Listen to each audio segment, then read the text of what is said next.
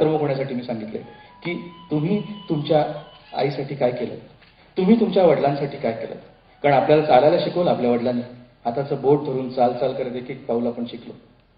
अंगाखांद्यावर खेळलो वडिलांच्या लहानपणापासून. आपल्याला नवीन कपडे देण्यासाठी वडिलांनी किती ओव्हरटाईम केला आपल्याला माहित नाही.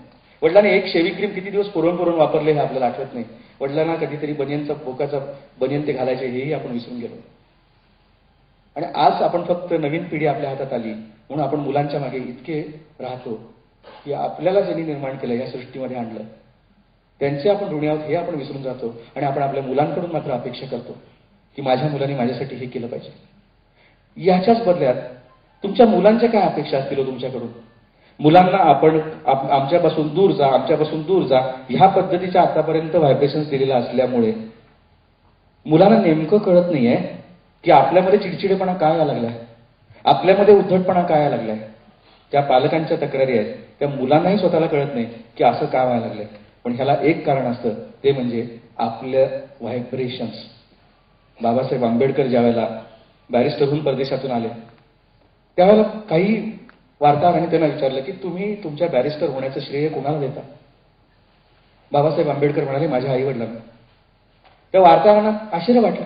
ते म्हणाले तुमचे आई वडील अशिक्षित आहेत, त्यांनी तुम्हाला काहीच शिकवलं नाही, तरी सुद्धा तुम्ही एवढे मोठे बॅरिस्टर झाला त्याचं श्रेय तुमच्या आई वडिलांना देता. तेव्हा बाबासाहेब म्हटले हो, याचं कारण की मी ज्या ज्या वेळेला अभ्यासाला बसायचो ना त्यावेळेला माझी आई आणि माझे बाबा माझ्याकडे कौतुकाने बघत असायचे, कसं माझं बाळ अभ्यास करते, माझं बाळ खूप मोठं होणार आहे, माझं बाळ देशाचं नाव काढणार आहे, असा भाव त्यांच्या डोळ्यामध्ये मला दिसायचा. कधी दिलात का तुम्ही हा भाव तुमच्या मुलांना? दिला नसेल तर अजूनही द्या. कारण आपली बाळं ही फार काळ आपल्याजवळ राहणार नाहीत हे समजून घ्या. कारण कालांतरानंतर कुठे परदेशात गेली, इकडे गेली, तिकडे गेली, पण तुमचा आत्ताच त्यांना जो स्पर्श हवाय मायेचा हा जर मिळाला असेल ना तरच ती मुलं तिकडे गेल्यानंतर सुद्धा तुम्हाला फोन करतील, आई जेवलीस का गं, बाबा बीपीच्या गोळ्या घेतल्यात का.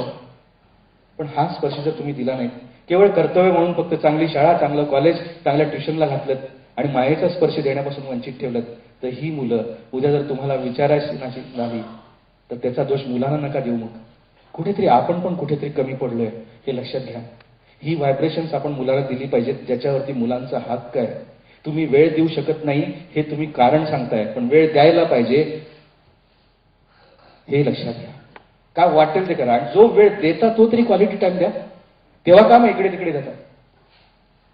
जाणीवपूर्वक ह्या गोष्टीकडे लक्ष द्या.